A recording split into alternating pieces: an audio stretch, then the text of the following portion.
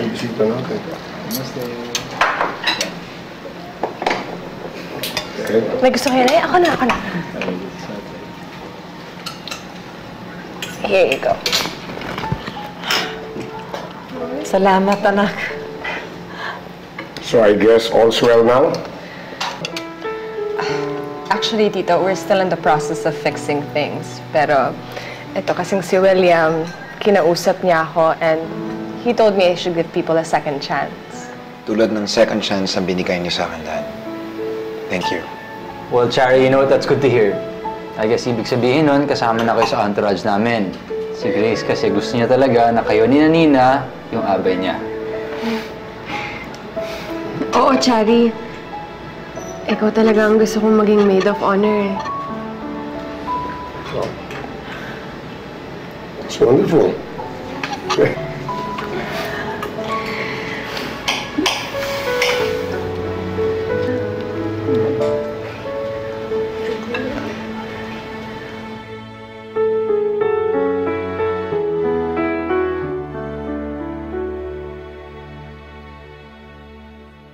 Thank you, Marisa. Maraming salamat. Thank you for coming. Okay. Thank you po.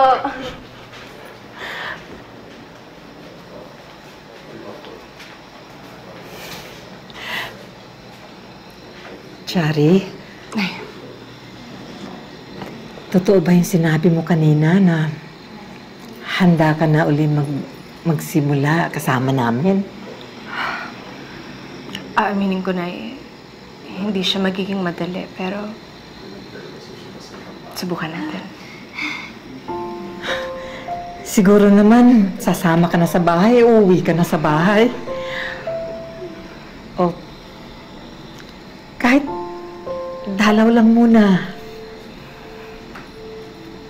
Sige na, susubukan ko Pero kasi marami kaming inaasikaso sa restaurant. I'm gonna be very busy.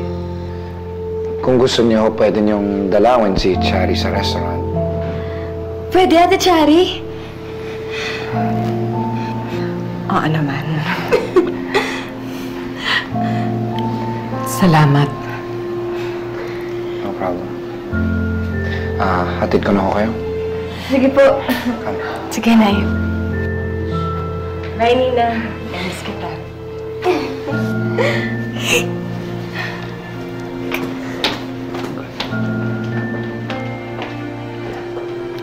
Ate. Antayin na lang kita sa labas. Sige, sunod ako agad.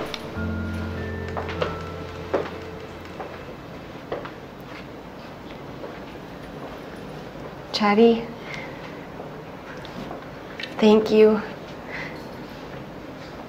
Sobrang napasaya mo si Nanay today. Alam mo naman yun. Para sa kanya, tayong magkakapatid ang kayamanan niya. Tayong kaligayahan niya.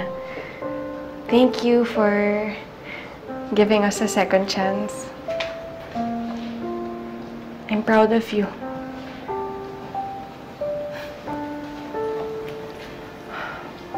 Okay, ate.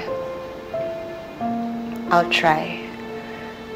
But just to be clear, hindi ko to ginagawa dahil nag-usap tayo nung isang araw.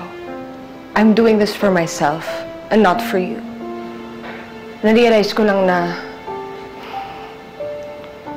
hindi ko kayang wala si Nanay at si Nina sa buhay ko. And gusto ko iparamdam sa kanila na importante pa rin sila sa akin.